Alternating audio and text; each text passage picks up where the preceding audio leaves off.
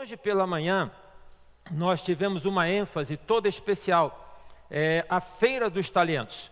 Então vamos colocar algumas fotos aí para que vocês vejam o que os líderes dos ministérios, eles se mobilizaram e fizeram, apresentando a dinâmica que a igreja desenvolve. Por quê? A ênfase é de poder desafiar cada um a exercitar os dons espirituais que Deus te tem dado. Quais são os dons espirituais que você tem? Você tem dons, todos nós temos dons. Então, é a forma de poder conhecer como você pode exercitar esses dons espirituais. Tem algumas fotos aí, por favor, a Feira dos Talentos. Olha só, os irmãos ali animados, pode ir passando, tá? As barracas, tem ali, eu creio que essa daí é de ação social. A irmã Lélia, do discipulado, integração. Tem ali os jovens e tem a irmã Márcia, que é da aula, estudo bíblico em inglês. Tem um estudo bíblico em inglês que acontece todas as segundas-feiras às 8 horas, que vai pela internet. Aí tem então as fotos bonitas. Obrigado. Então, nós distribuímos hoje pela manhã um formulário que chamamos de inventário de dons espirituais. Quem aqui não recebeu? Quem não recebeu, levante a mão. Por favor, fique com a mão levantada, porque você vai... Por favor, irmão Edmo e outros irmãos, ajudem para você poder preencher este formulário e entregue na saída. Entregue para mim, entregue para o irmão Diácono Edmo, entregue para o pastor Zeca, tá? Preencha e entregue este formulário. Nós queremos saber quais são os dons que Deus tem dado a esta agência, a esta igreja. Rapidamente aqui, enquanto o irmão recebe, passando uma explicação. Você vai colocar o seu nome, vai se identificar. Depois, em quais dessas áreas de serviço a Deus você se sente mais à vontade? Aí tem várias relações aqui. Você sinaliza uma, duas, três. Se alguma não está aqui, você tem um espaço último, ajudando ou trabalhando com, aí você preenche. No verso desta primeira folha tem, em quais áreas mais técnicas, profissionais, você poderia ajudar? Aí nós dividimos em áreas da saúde, enfermagem, médico, fisioterapeuta, psicólogo, aí você assinala aqui. Se tem uma área da saúde que não está contemplada, tem aqui no último, posso ajudar, aí você preenche o campo. Sempre tem, depois vem de que modo você pode ajudar. Então você pode ajudar voluntariamente doando o quê? 1 hora, 2 horas, meio período, 1 dia, 2 dias, 3 dias, a semana, presencial.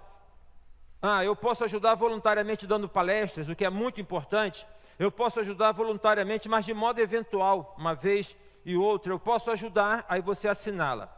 De igual modo para as demais áreas, área de educação, posso ajudar como professor de reforço escolar, como psicopedagogo, como professor de curso preparatório para o Enem, para concurso público, enfim. Posso ajudar como você preenche ali, se tem alguma área que você pode ajudar, não está relacionada aqui. E mais uma vez, de que modo você pode ajudar? Então, posso ajudar voluntariamente, posso ajudar dando palestras, posso ajudar de modo eventual ou em outra área. Aí depois tem a área social, que é a mesma coisa, e na última página tem serviços. Posso ajudar a igreja em serviços relacionados à engenharia civil, posso ajudar em engenharia elétrica, posso ajudar como eletricista, não está aqui, mas você pode ajudar, nós precisamos de eletricista. Eu posso ajudar como pedreiro, como pintor, como jardineiro. Eu posso ajudar como área de marketing. Eu posso ajudar nas artes cênicas, teatro, né? Eu posso ajudar. Tem uma área aqui que não está relacionada, você coloca qual a área que você pode ajudar. Tá ok? Então, a ideia é de nós nos mobilizarmos cada vez mais no serviço ao Senhor. Deus que oferece tudo para cada um de nós. Ele pede que nós possamos então desenvolver aquilo que Ele tem dado para desenvolvermos. E hoje pela manhã o irmão Anderson pregou e falou algo muito interessante. Quando nós servimos, nós também somos servidos. Então eu sirvo a você de uma maneira e você me serve de outra maneira, entende? É uma via de mão dupla. De outro modo também nós servimos as pessoas com as quais nós nos relacionamos. Aqui no bairro, os nossos vizinhos.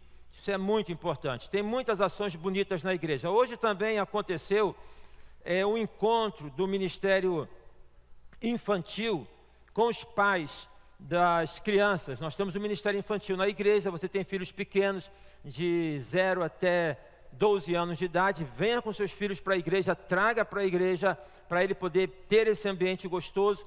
E tivemos a irmã Marcele, ela promoveu com a liderança o que chamam de nada combina, mas o nada combina bom, é esse que o pessoal faz. Tem umas fotos aí também, que foram enviadas para você ter noção de como é que foi esse encontro. Olha só, tá? Os pais participando, um grupo significativo, bonito, ok? Depois, ao almoço, acho que o almoço foi antes, né? Eu vi até em algumas fotos que eu não coloquei, que eu filtrei, tinha uns pais que estavam assim, ó, dando uma cochilada. Também depois do almoço, né, gente? Aquele almoço gostoso. Então, tragam seus filhos para participar do ministério com crianças aqui na PIB Lins. Gente, o que move a sua vida? O que move a nossa vida? O que te move? Quais são os seus sonhos? Onde você está? Onde você quer chegar? O que você tem procurado? O que você tem perseguido? O que você quer? Sabe? Quem não tem algum desejo algum, chega a lugar nenhum. Simples assim. Onde você está e onde você quer chegar? Eu quero convidar os irmãos para nós lermos aqui o texto de Mateus, capítulo de número 6. Nós vamos ler alguns versículos, eu leria até todo o capítulo, mas vamos ler o versículo 19 ao versículo 21. Mateus, capítulo 6, versículo 19 ao versículo 21.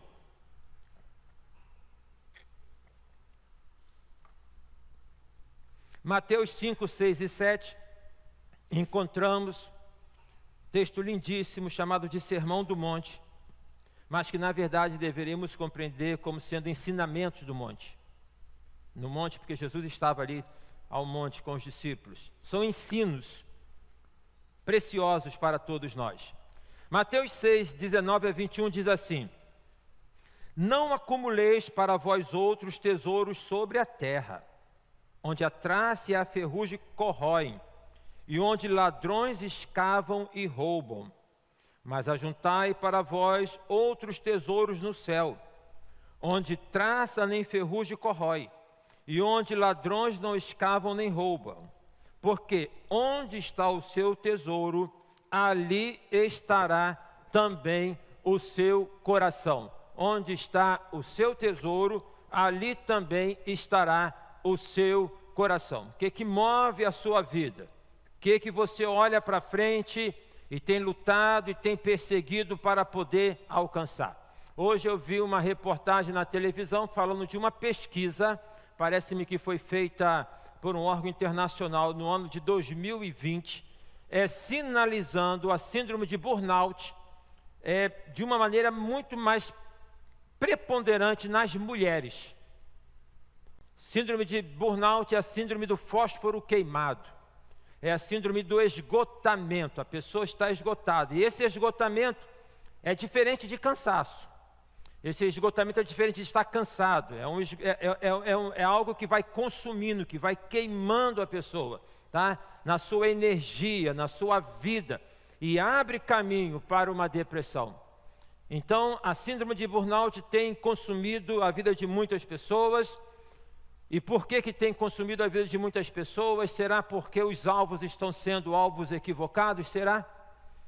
Tem tantos aspectos que podem ser considerados no que diz respeito às mulheres, por exemplo, a jornada dupla, a jornada tripla, não é? A mulher que trabalha, a mulher que está em casa como esposa, a mulher que é mãe, as preocupações, tantas coisas. E eu quero então te convidar para podermos pensar aqui sobre o que movimenta a sua vida. Considerando inclusive que a nossa vida é um traço. Disse isso hoje pela manhã e repito, ela é um traço, né? E quando eu falo de traço, estou me referindo àquela inscrição na lápide que tem lá a data do nascimento, traço a data do falecimento. Hoje eu recebi a notícia que faleceu lá na igreja que eu comecei o ministério, foi meu primeiro ministério, né? A Igreja Batista Filha de Sião, o irmão Alfredo. O irmão Alfredo, ele ali, quando eu cheguei, me ajudou muito. O irmão Alfredo, ele tinha uma sala, tinha um gabinete pastoral, tinha uma sala ao lado que fazia de secretaria. O irmão Alfredo era uma figura. E na sala da secretaria tinha a foto dos pastores. Eu lembro que o irmão Alfredo falava assim: o pastor não gosta de entrar naquela sala ali de noite, não. Mas por que, irmão Alfredo? Não, porque eu fico olhando para aqueles pastores ali, parece que estão olhando para mim, né? E aí eu não gosto de entrar, não. Uma outra ocasião também, irmão Alfredo, fizeram lá um despacho de macumba na frente da igreja. Ele: pastor, fizeram um despacho de macumba. Eu: simples, tira. Mas pastor, se o irmão não tirar, eu vou lá e tiro, não tem problema nenhum. O Alfredo era um crente sincero, né? Um homem simples, um crente sincero, está na eternidade com o Pai. A nossa vida é um traço. E nós precisamos avaliar, né, o que move a nossa vida, para que nós possamos ter um entendimento, o que nós estamos fazendo com este traço de vida. O que move a nossa vida são os nossos desejos. Nós somos seres do desejo. Nós desejamos coisas, nós almejamos coisas, e o desejo é aquilo que nos coloca em movimento. Então, por você desejar, você procura alcançar aquilo que deseja. Não vou entrar aqui agora no mérito desse desejo. Tem um desejo que é o desejo que é positivo, não é? E tem um desejo que é o desejo que não é negativo, que é negativo. Nós precisamos considerar uma palavra que Deus dá para Caim, quando Caim tentava matar o seu irmão Abel, e Deus, olhando para Caim, olhando para o coração de Caim, Deus falou: sobre o teu desejo você deve prevalecer. Tomemos cuidado com os nossos desejos. Nós somos seres do desejo, mas sobre alguns desejos nós precisamos prevalecer, dominar, superar. Então, o que nos movimenta na vida são os nossos desejos. A vida, ela se constitui a partir disso. Nós desejamos e buscamos aquilo que o nosso desejo sinaliza. Quem não deseja? Quem está morto. O morto não deseja. O morto não tem vontade alguma. Na verdade, o cemitério é um lugar de muita quietude. Já reparou? O vizinho de baixo não briga com o vizinho de cima, não briga com o vizinho do lado. É um lugar de muita quietude. Então, essas, por vezes, confusões, esses atritos, eles fazem bem para a nossa vida, porque nós estamos vivos. Mas tem um outro aspecto que sinaliza também algo muito marcante na nossa sociedade, em que pessoas estão perdendo o desejo de viver, e aí é a categoria da depressão. A depressão é um problema sério que acomete a sociedade hoje. Sempre acometeu, tá? Mas o crescimento da depressão é muito grande, muito grande. 300 milhões de pessoas no mundo sofrendo de depressão, segundo a Organização Mundial da Saúde. E a depressão, ela se caracteriza pela falta do desejo. A pessoa no estado de depressão, ela não tem desejo, ela não tem vontade, né, de levantar da cama, de trabalhar, de fazer as coisas. Ela perde o elan da vida, ela perde aquela vontade até mesmo de viver. E aí a depressão, ela vai abrir, ou ela pode abrir portas até mesmo para o suicídio. O que tem deprimido tantas pessoas no século 21? Uma questão ainda sobre esse tópico, e você pode estar pensando que eu estou desviando do tema central, e vamos mostrar que não, é que a depressão é um problema que acomete todas as pessoas, sejam crentes e não crentes. Ainda existe um estigma de que o crente, então, ele está imune a algumas enfermidades. A Covid provou que não. A Covid provou que não. Então, não está imune à depressão. Um grande pregador do século XIX, considerado como sendo o príncipe do púlpito, Charles Spurgeon, pastor batista em Londres, ele teve a coragem, em uma de suas mensagens, ele disse o seguinte: sou alvo de depressão de espírito tão assustadoras que espero que nenhum de vocês jamais tenha de passar por tais extremos de desgraça. Então imagine esse homem que arrebatava e que arrebanhava multidões, pregava para multidões. Ele abre o coração na congregação para poder falar daquilo que estava em sua alma. É um aspecto bíblico, não é? De nós podermos em família compartilharmos, tirarmos algumas máscaras e mostrarmos e revelarmos a nossa humanidade. Porque ser crente não significa ser desumano. Ser crente nos coloca numa vertente de sermos humanos, no sentido mais bonito da palavra. No sentido mais bonito da palavra. Então, a saúde mental é um tema importante para nós abordarmos na igreja, para nós abordarmos em mensagens. E o que a depressão pode, onde que ela pode estar relacionada aqui com este texto? O texto fala que onde estiver o vosso tesouro, ali também estará o vosso coração.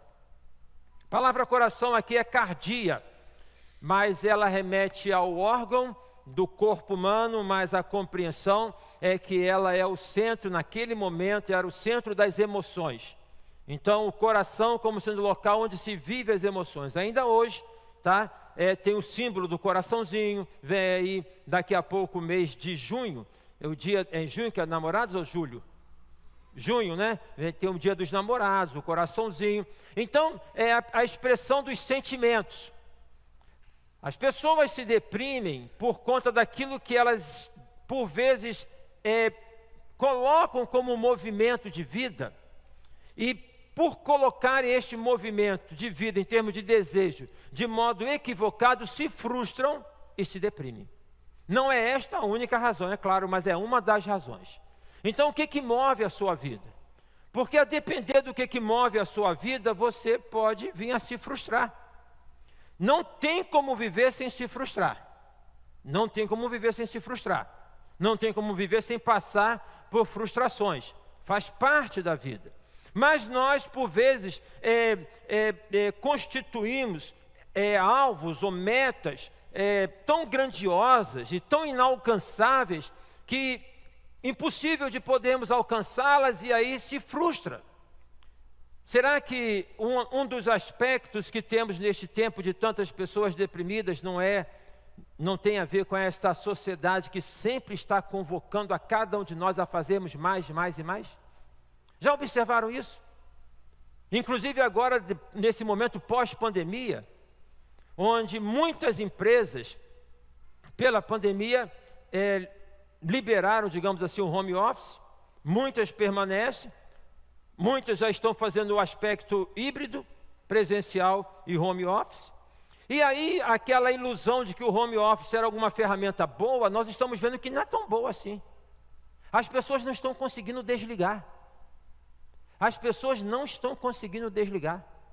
Você chega no quarto, está o computador. Aí o computador fala assim, me abre, né? Entra no programa, tem a tarefa para amanhã. E vivemos então nessa vertente, como que cachorro correndo atrás do rabo, e trabalhando, esgotando. E trabalha-se muito para poder ter a satisfação de alguns desejos. Que desejos são esses? O que move a sua vida? O que move a sua vida? É importante termos esta compreensão, porque isso nos leva a uma reflexão para vermos então que tipo de vida nós estamos vivendo. Então, Jesus fala, onde estiver o teu tesouro, ali também estará o teu coração. O tesouro é da ordem do que é visível, certo? Daquilo que é do concreto, está o teu tesouro, o teu alvo que está lá colocado. O coração é da ordem da tua intimidade. Eu não conheço o seu coração. Você não conhece o meu coração. Mas Deus conhece o seu coração. E nós podemos, por vezes, cogitar do que é de um ou do outro, por aquilo que nós observamos em um e em outro. Porque o meu desejo, o seu desejo, tende a ser caracterizado nas nossas ações. Então Jesus fala, onde está o teu tesouro, ali estará o teu coração. Ou seja, eu posso ver o que está no teu coração a partir daquilo que você está fazendo. A partir daquilo que você está realizando. Eu posso ver isso. E Jesus, ele sempre toca nesse ponto mais íntimo da nossa vida. O Evangelho não é um convite à superficialidade. Quem quer viver uma vida superficial não tem como viver o Evangelho, não tem como ser crente. O Evangelho não é um convite à superficialidade. O Evangelho é um convite à profundidade. O Evangelho é um convite à intimidade. O Evangelho nos convida a que nós possamos olhar para nós mesmos e para vermos em nós mesmos aquilo que podemos ver, e sabendo que nós somos limitados em vermos de nós mesmos tudo, o salmista já disse: sonda o meu coração e vê se há em mim algum caminho mau e guia-me pelo caminho eterno. Então, o que move a sua vida?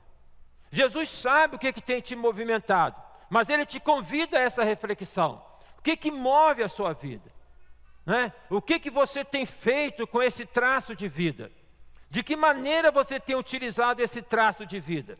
E quando nós falamos da vida enquanto traço, nós precisamos também fugir dessa compreensão da vida que é contada, da vida que é marcada por minutos, por horas, por dias, semanas, meses e anos. Eu estou com 61 anos de idade. Então, como você, eu não sei qual é o dia que será o meu dia, tá? Mas, pelas estatísticas, se a gente coloca lá, se você vai fazer um seguro, se vai fazer alguma coisa, as pessoas vão perguntar. Então, há quem diga que quem está na casa dos 60 tem, quando muito, mais um terço de vida. Tem mais um terço de vida. A questão não é se vai ter mais um terço de vida, se vai ter 2/3 de vida, se está na metade da vida, porque são marcações que a gente não pode delimitar. O que nós precisamos entender é que a vida é este prato que Deus coloca para cada um de nós hoje. Então, é possível que alguém que tenha vivido, em termos de anos, um tempo menor, tenha vivido muito mais em qualidade de vida do que alguém que tenha falecido já com muitos anos. O que move a sua vida? O que move a sua vida? Onde que você está gastando as suas energias? Onde você está se concentrando? O que você quer? Porque por vezes também aquilo que nós colocamos como alvo para podermos alcançar está por vezes muito mais voltado para a questão da ansiedade do que propriamente para algo que seja de uma necessidade. Enfim, a pergunta é esta: o que move a sua vida? Aí o Senhor Jesus, no versículo 19, ele fala: não acumuleis para vós outros tesouros sobre a terra, onde a traça e a ferrugem consomem, e onde os ladrões, eles escavam e eles roubam. Então, ao tempo em que ele afirma: onde está o teu tesouro, estará o seu coração. Então ele começa a poder fazer aí uma distinção do que é de um tesouro terreno e do que é de um tesouro espiritual eterno. Ele vai, então, começa falando sobre essas 3 situações. Aquele que concentra o tesouro na terra, ele tem esses 3 riscos: de poder ver o seu tesouro ser corroído pela traça, ver o seu tesouro ser, então, corroído pela ferrugem, e ver o seu tesouro ser levado pelos ladrões. A primeira palavra traça, né, é a palavra grega polila, e significa, traça mesmo, né? Mas é daquilo que corrói, a roupa. Você, quando vai comprar uma roupa, você observa a qualidade da roupa? Você dá atenção para a qualidade da roupa? E para o hebreu, um sinal de riqueza estava na aquisição de roupas. Talvez ainda hoje, né, gente? Talvez ainda hoje. A ostentação da marca do tênis, a ostentação da logo que está na camisa, certo? E quanto que a pirataria ganha em cima disso? Porque se é a questão da marca, então coloca a marca lá. Então era um valor, tá? Até mesmo de aquisição, de poder mostrar de riqueza, a questão de ter roupas. Você lembra da história de Naamã no Velho Testamento? Naamã, que era um general sírio, que ele sofria de lepra. E aí então fala: mas tem lá em Israel um profeta que ele pode resolver. A menina falou para ele a sua situação, e Naamã foi para lá para estar com o profeta Eliseu. Conhece essa história? Está lá em 2 Reis. E aí quando Naamã chegou lá, Eliseu olha para ele e fala: não, você deve sair, deve se lavar no rio 7 vezes. Naamã sai zangado, porque para eu vir de longe, para poder tomar banho nesse rio sujo. Olha só como é que é a dinâmica, né, de exercício de fé, daquilo que a gente quer que aconteça automaticamente. O fato é que então Naamã é convencido a assim proceder, ele é curado da lepra. E aí então, tendo sido curado da lepra, ele fala para Eliseu: o que você quer que eu dê para você? O que você quer que eu dê para você? Porque você me curou. Eliseu, conforme encontramos no Novo Testamento, de graça receber, de graça dá. Ele falou: não quero nada de você. Eu não estou vendendo nada. Bênção não se vende. E aí então, Geazi, que era o discípulo de Eliseu, cresceu o olho. Lembra da história? E aí, quando Naamã vai embora, Geazi vai atrás dele. O que Geazi fala para Naamã? O meu senhor, mente, me mandou aqui para poder dizer: se você puder, você pode dar um talento de prata e 2 mudas de roupa. Olha só como é que a roupa tinha valor. Um talento de prata e 2 mudas de roupa. Então, quando Jesus aqui está colocando que não devemos ter tesouro na terra porque a traça corrói, imagina então uma roupa boa, né? Bonita, cara, sendo corroída, não é? Sendo destruída. Um aspecto interessante nesse sentido, relata no Pentateuco, nos primeiros livros, 5 primeiros livros da Bíblia. Você está lendo a Bíblia na jornada que nós estamos nesse ano? A gente está numa jornada aí da leitura da Bíblia. Então, lá em Deuteronômio vai falar o seguinte, que durante o período em que o povo de Israel caminhou no deserto, no local árido, Deus deu a graça da roupa não poer e da sandália não arrebentar. Você crê nisso? Uma peça de roupa durando 40 anos. Olha a graça que Deus dá para a gente. A graça da satisfação, a graça do contentamento. Quando Paulo fala: eu já aprendi a contentar-me com o que tenho, de poder usufruir daquilo que tem. A segunda palavra que Jesus emprega aqui, ele fala onde a traça e a ferrugem consome. E aqui a palavra é orim no grego. E ela tem o sentido de algo que corrói, mas a referência é o que corrói o alimento. Está falando de roedores. Está falando de dispensa. Então, de poder ter a compra do mercado que fez, colocou na dispensa e de repente vem o danado do rato para poder roer lá na sua dispensa. Eu não sei se você na sua casa já teve essa experiência, mas eu já tive algumas experiências com ratos e ratazanas. De poder correr, de poder matar, né? Dá até matar essa ratazana, de camundongo. Em casa, quando solteiro, debaixo da escada, minha mãe fazia de dispensa. E vez por outra aparecia camundongo. E uma maneira de poder eliminar os camundongos foi tendo um gato. E aí tínhamos gato em casa, tinha a gata. E olha, é uma coisa assim interessante ver o movimento de caça do gato.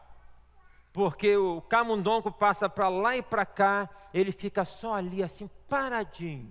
O rabo parece que é um radar. Fica assim.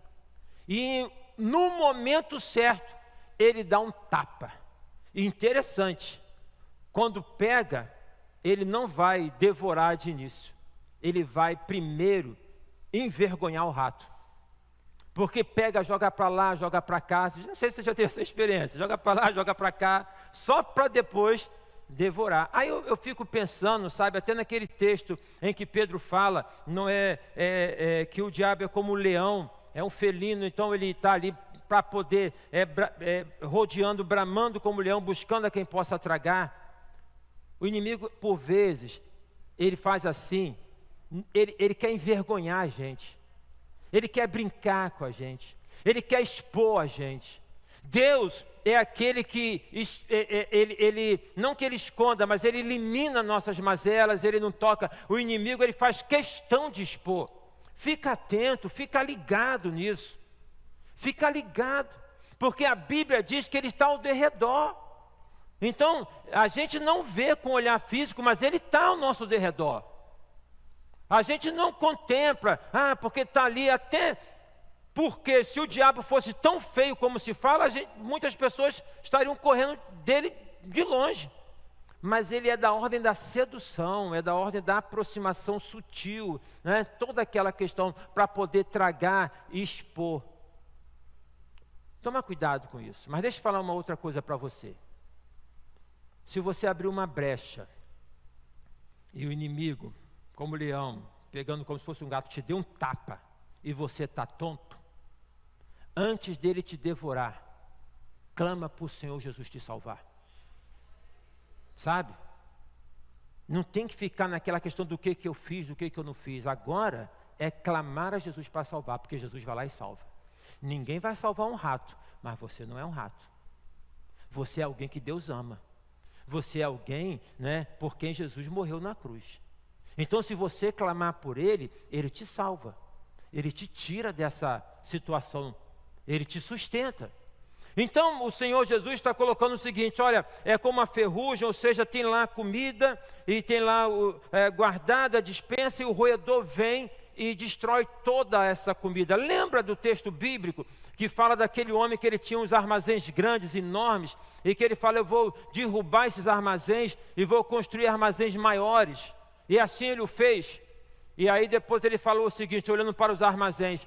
Agora, ele olha para os armazéns, mas ele fala para si mesmo. É um devaneio dele e de muitos de nós ainda hoje. Ele fala, alma, come, bebe, regala-te. Porque o que você tem para muitos anos. Olha só, tem para muitos anos. Como assim, cara pálida?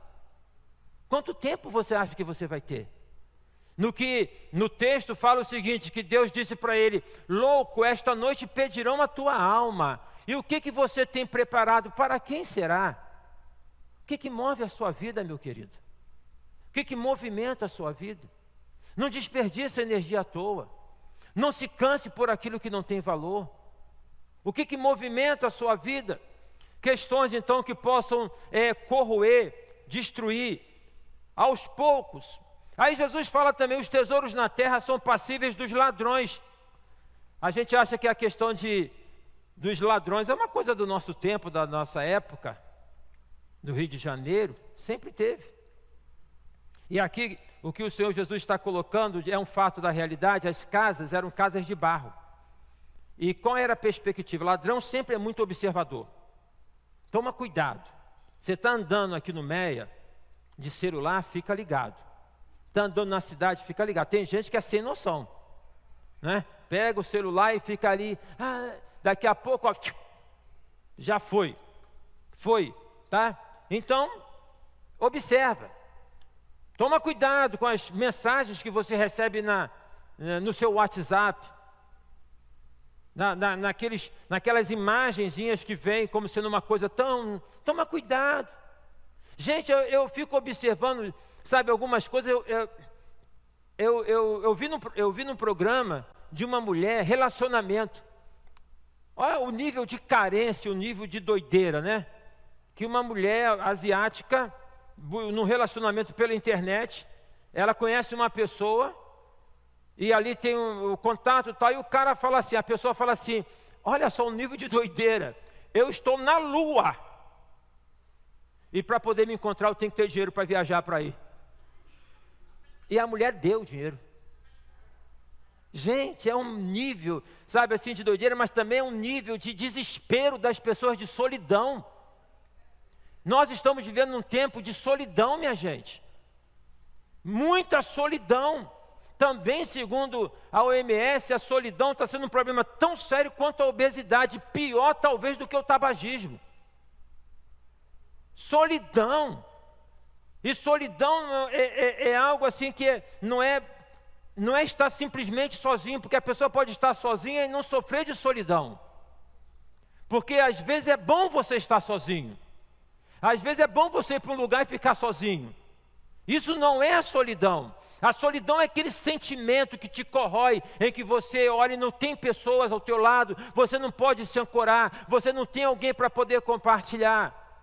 Deixe-me dizer para você, se esse sentimento está dentro de você, o texto que o irmão Bira leu aqui de Isaías 43 revela que Deus está ao seu lado, ao ladinho, que você pode contar com Ele, pode chamar, pode clamar, que Ele te ouve, Ele te atende. E de outro modo, irmãos, também, Nós somos família espiritual, né? Pode ligar, pode compartilhar, estejamos abertos a isso, que nós cultivamos nas células. Mas voltemos para os ladrões. Então, ladrão observa, naquela época como é que era a observação? O ladrão via os costumes e via onde que a pessoa tinha aquele tesouro e onde que ela guardava, em que posição da casa mais ou menos ela guardava. O que ele fazia? A casa não era de uma parede de barro, não de alvenaria, então, havendo a distração, à noite ele cavava justamente naquele ponto onde estava ali o pote, o cofre, sei lá, para poder pegar, para poder chegar lá e para poder alcançar.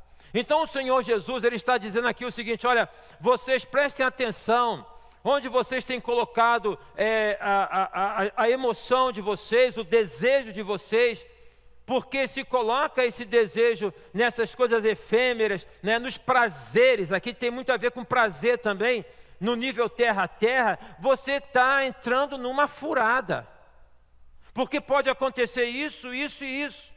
E aí então ele vai colocar, agora vocês estejam atentos, que vocês devem ter o tesouro de vocês colocados e reservados e guardados no céu, onde nem a traça, nem a ferrugem consomem, e onde os ladrões não entram e nem minam. O que significa isso, minha gente? Jesus está dizendo que a gente não deve se importar com o que nós vamos vestir, que a gente não deve trabalhar. Jesus está dizendo que a gente não deve sonhar. Jesus está dizendo que a gente deve viver desleixado, deve ser um hippie cristão, um hippie gospel. É isso que ele está falando? Não, ele não está falando isso. Ele não está falando isso. Ele está simplesmente te convocando e te convidando para você olhar além do terra a terra, além dos desejos que são tão somente fundamentados dentro do que é desse nível em que nós estamos vivendo. A tradução para este versículo, onde está o seu tesouro, ali estará o seu coração, na Bíblia amplificada é o seguinte, pois onde está o seu tesouro, aí está o seu coração, aí entre colchetes, os seus desejos, aquilo em que a sua vida se concentra. Onde você tem se concentrado? O que está concentrando na sua vida? O que move a sua vida? Nesta noite eu quero te convidar, à luz da palavra de Deus, a que você possa olhar para essa dimensão espiritual que você tem, que nós temos, que todos nós temos, para que você possa então concentrar e olhar, né, para esta perspectiva espiritual, para você poder olhar para além do que é visível humanamente, para você alimentar no seu coração um desejo que é um desejo espiritual, que te coloca no movimento espiritual. E repito, por movimento espiritual não tem a ver com desilusão da vida. Não é dizer que você não vai buscar relacionamentos, que você não vai sonhar com a constituição da sua família, que você não vai sonhar com a constituição ou com o crescimento dos seus filhos, e que você vai sonhar em adquirir a sua casa, enfim, não tem a ver com isso, mas não se resume a isso. Vocês estão entendendo? É fazer da vida de um movimento que nos leva a que nós possamos ter uma perspectiva de uma dimensão maior, em que nós possamos ter um sonho maior. O apóstolo Paulo fala, se nós esperamos por Cristo, somente nesta vida somos de todos os homens os mais miseráveis. Há um tesouro maior dentro de cada um de nós, que é a dimensão da nossa espiritualidade, é a nossa vida espiritual, e nós não podemos desprezar isso. E nós não podemos abrir mão disso. No entanto, o que nós observamos é que na vivência do mundo, né, é sempre um convite a nós olharmos para tão somente aquilo que está ao alcance dos nossos olhos físicos. Precisamos responder esta pergunta: o que move a nossa vida, para conhecermos os nossos desejos, para você não ficar refém dos desejos. O que move a sua vida, para você não ficar refém dos desejos. Porque se você ficar refém dos desejos, que não são os desejos pertinentes, próprios, espirituais, a sua vida não terá um bom termo. A sua vida não terá um bom termo. É preciso olhar além, é preciso olhar à frente, é preciso olhar para a eternidade. É preciso que nós possamos contemplar os nossos desejos para nos situarmos na vida, e você pode então fazer a pergunta: mas como que eu vou ter compreensão dos meus desejos? Como que eu posso saber? Porque há uma dimensão até, por vezes, que nós não percebemos. E aí, irmãos, na sequência do texto aqui, nós vamos ver que Jesus fala o seguinte: são os olhos a lâmpada do corpo. Se os teus olhos forem bons, todo o teu corpo será luminoso. E porém, se os teus olhos forem maus, todo o teu corpo estará em trevas. Portanto, caso a luz que em ti há sejam trevas, que grandes trevas serão. Então, o que Jesus está colocando aqui? Para você poder atentar, para nós podermos atentar para onde é que nós estamos olhando. A gente dá conta do desejo se nós percebermos para onde é que nós estamos olhando. Para onde é que você está olhando? O que é a tua visão? Essa palavra, que é uma palavra muito usada no mundo corporativo, não é? Visão. Qual é a tua visão? Eu tenho feito aí alguns vídeos, eu tenho lido, gostaria de escrever um livro. A gente sabe que comparam-se muito a liderança com a águia. E até fala do crente como águia, tem que ser águia, porque a águia, talvez até eu pregue aqui uma mensagem sobre isso, mas é de um outro texto, que fala que Deus tirou o povo de Israel do Egito, como que a águia, trazendo o povo sobre as asas como que da águia. Muito lindo esse texto no Deuteronômio. Mas a questão é o seguinte: a águia tem garra, as garras são enormes, então a águia ela pode pegar uma presa de até 10 quilos, que as garras, aí fala, você tem que ter garra na vida. A águia tem visão, a águia pode enxergar uma presa a 8 quilômetros de distância. Então fala assim, você tem que ter visão, tem que enxergar longe, tem que ver. A águia, ela tem velocidade. Quando ela tem o alvo estipulado, ela é capaz. Um tipo de águia, que é a águia árpia, ela consegue alcançar 380 quilômetros por hora para poder alcançar o objetivo. Vai falar assim, você tem que trabalhar, você tem que correr, e está todo mundo frenético, se esgotando, se estressando, burnout, depressão. A águia, ela tem o seu ninho nos altos, ela consegue voar até 3.000 metros de altura, e ela faz lá então no mais alto monte o seu ninho, ela se abriga lá, então fala, você tem que sonhar alto, você é dessa maneira. Mas não tem só águia no mundo animal. Eu descobri um pássaro que voa 13.500 quilômetros sem parar. Ele faz uma migração lá do Ártico para a Austrália, esqueci o nome lá, onde ele vai 13.500 quilômetros, voando sem parar. Tu imagina o que é isso? A águia não voa 13.500 quilômetros sem parar. Sabe qual é o nome dessa ave? Já ouviu falar dela? É o fuzelo. A águia está no topo, lá, nível 10, o fuzelo está no 0. Mas o fuzelo voa 13.500 quilômetros. Então, o que acontece as vivências são diferentes. As características são diferentes. Todos nós temos algo que Deus dota a cada um de nós de particularidade para nós desenvolvermos, para nós sermos a melhor versão de nós mesmos. E aí nós precisamos então voltar para vermos qual é o nosso desejo. Você precisa pensar sobre isso, o que está movimentando você na vida. Isso vai te ajudar. Vai diminuir o nível de estresse, vai potencializar, vai te ajudar a cadenciar. Como eu sei, pastor? Presta atenção no que você está olhando. Presta atenção no que você está olhando. Visão mesmo, assim, visão, né? O que você concentra, o que você imaginemos de estar numa loja de eletrodomésticos e você para ali e fica estatalado com aquela televisão, com aquela geladeira, você passa numa rua, fica observando aquele prédio, enfim, eu estou dando aqui divagações. Preste atenção para onde você está direcionando a sua visão, o que tem consumido o seu tempo. É pela visão que as coisas entram dentro da gente. É a visão.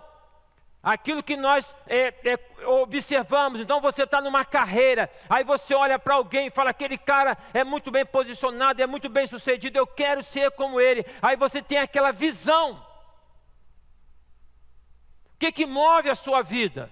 Qual é o desejo que te move? Observe a sua visão. Para onde é que você tem olhado? O que tem, qual a dimensão do tempo que tem te ocupado?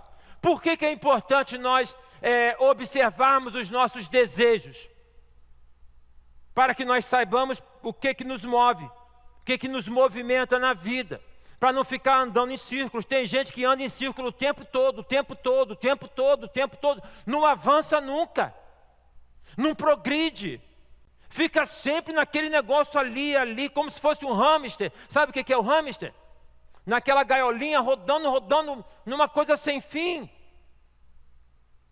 Biblicamente falando, é importante que nós possamos reconhecer o nosso desejo, porque Jesus fala, versículo 24, ninguém pode servir a dois senhores, porque ou há de aborrecer-se de um e amar o outro, ou se devotará a um e desprezará o outro. Não podeis servir a Deus e a Mamon. É importante que nós possamos nos interrogar sobre os nossos desejos, para que nós saibamos a quem que nós estamos servindo. Porque onde está o teu desejo, está o teu coração. Nós cantamos por vezes, o meu coração é o teu altar. Se o meu coração é o altar de Deus, esse altar não pode estar dividido com nada. É dele, é para ele, é tudo dele. Então entender que o Deus no meu coração enquanto altar, é Deus na minha vida, na minha mente, meu alvo é Cristo. Eu vivo para Cristo, vivo não mais eu, mas Cristo vive em mim. E isso é uma dimensão maravilhosa de vida. Isso é uma perspectiva maravilhosa de vida. Isso se nos convida a renunciarmos aspectos na vida, nos coloca, eu vou te mostrar daqui a pouco, aspectos e dimensões maravilhosas que nós podemos usufruir a partir desta vida. Não podemos servir a dois senhores. E aí é da ordem do espírito do engano. Quando por vezes nós buscamos fazer uma composição, né? O domingo é muito bom, é muito gostoso. É como se a semana se fosse crente só no domingo. É só domingo que é bonzinho. É só domingo que é santinho. É só domingo que ora. Não é assim. Não é dessa maneira. Não é dessa forma. É na vida como um todo. Então, não se dá para poder servir a dois senhores. A depender de quem você está servindo, você experimentará um tipo de escravidão. A relação para com Cristo, Cristo é o Senhor da minha vida. Mas Ele não explora a gente. Você acha que Cristo quer te explorar? Você acha que Ele quer pegar o teu dinheiro? Não, Ele não explora. Mas no outro lado sim explora. No outro lado suga.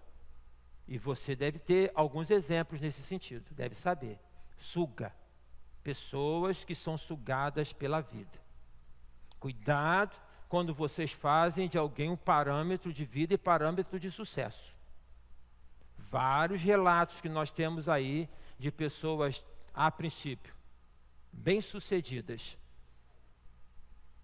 que tiraram a vida, que atentaram contra a vida, que vivem drogadas, alcoolizadas. Isso é sucesso? Quando eu namorava a Simone, voltava para casa, morava na Rua Maranhão, tinha um senhor caído no chão e eu parei para poder socorrê-lo.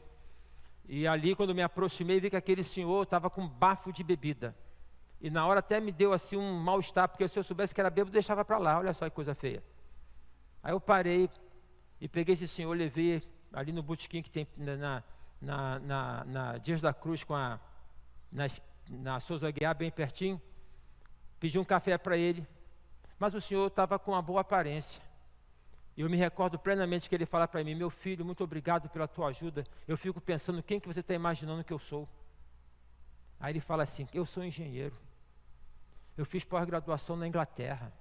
A minha filha é médica. Ele começa a falar, mas dentro de mim tem uma insatisfação, que eu me vejo nessa situação. Isso é sucesso? É isso que você quer? Nós precisamos pensar o que move a nossa vida. E aí, Jesus ele termina este capítulo, né, com um trecho que é muito significativo e bonito. Vamos ler todo ele? Versículo 25.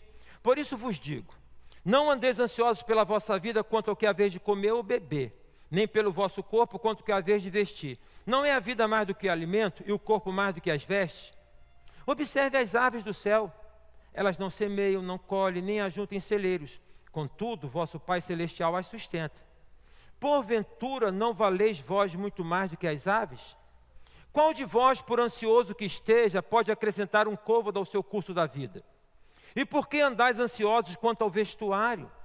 Considerai como crescem os lírios do campo, eles não trabalham nem fiam. Eu, contudo, vos afirmo que nem Salomão, em toda a sua glória, se vestiu como qualquer deles. Ora, se Deus veste assim a erva do campo, que hoje existe e amanhã é lançada no forno, quanto mais a vós outros, homens de pequena fé. Portanto, não vos inquieteis dizendo que comeremos, que beberemos ou com que nos vestiremos, porque os gentios é que procuram todas estas coisas, pois vosso Pai Celestial sabe que necessitais de todas elas. Buscai, pois, em primeiro lugar o reino de Deus e a sua justiça, e todas estas coisas vos serão acrescentadas. Portanto, não vos inquieteis com o dia de amanhã, pois o amanhã trará os seus cuidados. Basta ao dia o seu próprio mal. Eu vejo esse parágrafo dentro desse contexto do capítulo 6, e eu coloco dentro disso que eu estou colocando aqui, o que move a sua vida, para você poder reconhecer quais são os seus desejos. Porque quando nós colocamos o nosso coração na eternidade, Deus cuida das nossas necessidades. Eu vou repetir. Quando nós colocamos o nosso coração na eternidade, Deus cuida das nossas necessidades. Olha o que o texto bíblico fala. O meu Pai sabe que vocês precisam disso. Meu Pai sabe que vocês estão necessitando disso. E aí não é um convite para poder ficar deitado na rede. Jornal de letra grande, sapato largo, né? Água de coco. Mas é de você fazer a sua parte em fé. Se o seu desejo é movido, né, nesse aspecto nobre, espiritual, meu querido, vá em fé. Sai daqui hoje e vá em fé. Vai fazer a consulta em fé. Vai fazer o seu exame em fé. Vai para onde você estiver em fé. Vai em fé. Vai na fé. Porque o justo viverá pela fé. Porque Deus sabe. Deus sabe o que é que você precisa. Deus sabe o que é que você necessita. Olha, gente, perto da minha casa tem aquela revoada que eu já falei aqui uma vez, que é do quê? Como é que é o nome daqueles pássaros? Maritacas. Eu me amarro naquelas maritacas. Elas me acordam 5h30, 6 horas da manhã. E elas me alertam para o lanche às 6 horas da tarde, 5 horas. Elas fazem uma revoada.